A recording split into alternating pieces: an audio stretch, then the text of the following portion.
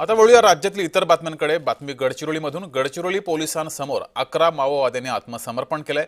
माओवाद्यांवर 68 लाख रुपयांचं बक्षीस होतं आणि या माओवाद्यांनी पोलिसांसमोर समर्पण केले। गेल्या काही दिवसांमध्ये अनेक माओवाद्यांनी समर्पण केलेलं आहे आणि आता पुन्हा एकदा गडचिरोलीमध्ये 11 माओवाद्यांनी समर्पण केलंय। या माओवाद्यांवर 68 लाख रुपयांचं बक्षीस होतं।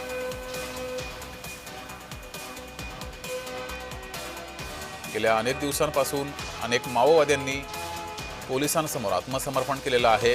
अनेक माओवाद्याचे नेतृत्व करणारे सुद्धा यामध्ये यांचा समावेश होता। त्यांनी सुद्धा आत्मसमर्पण केले आणि आता पुन्हा एकदा 11 माओवाद्यांनी पोलिसांसमोर आत्मसमर्पण केले।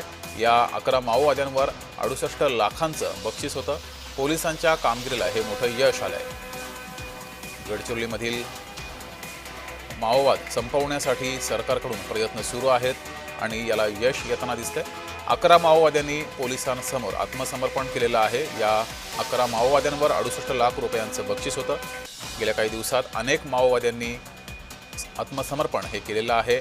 मुख्यमंत्री देवेंद्र फडणवीस यांच्या उपस्थितीमध्ये सुद्धा अनेक माओवाद्यांनी आत्मसमर्पण केले आणि आता 11 माओवाद्यांनी हे आत्मसमर्पण केले। या सर्व माओवाद्यांवर 68 लाखांचं बक्षीस होतं।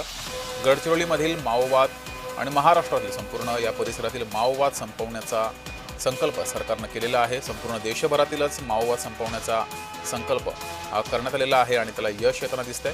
गेल्या काही दिवसात अनेक माओवाद्यांनी आत्मसमर्पण केलेलं आहे आणि आता ही बातमी आपण पाहतोय। 11 माओवाद्यांनी आत्मसमर्पण केले। या माओवाद्यांवर 68 लाख रुपयांचं बक्षीस होतं।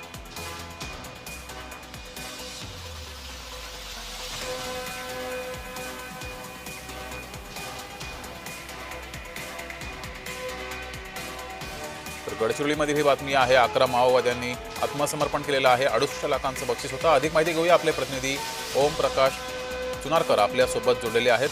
ओम प्रकाश, 11 माओवाद्यांनी आत्मसमर्पण केलेलं आहे। कशी ही संपूर्ण प्रोसेस घडली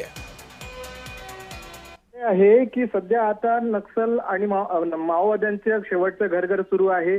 केंद्रीय गृहमंत्री यांनी म्हटलं होतं की 31 मार्च 2026 पर्यंत नक्सल हा समाप्त झाला पाहिजे। अशातच गडचिरोली जिल्ह्यामध्ये या आधीच पूर्णपणे नक्सल समाप्त होत असल्याचं दिसून आलं होतं। नुकतंच आज एक पोलीस स्टेशनचं उद्घाटन झालं होतं त्यावेळी सुद्धा आणि आता हे 11 आत्मसमर्पण झालं। यावेळी पोलीस अधीक्षक यांनी 6 नक्षलवादी असल्याचं बोललं जात होतं। यामध्ये जवळपास 68 लाखाचं बक्षीस आहे आणि यामध्ये जवळ एक डीव्हीसी, एक एरिया कमिटी सचिव आणि एक पीपीए, एक कमांडर आणि एक सीपीएम पदावरील वरिष्ठ माओवादी असे 6 एकूण 11 माओवाद्यांनी आत्मसमर्पण केलं आहे।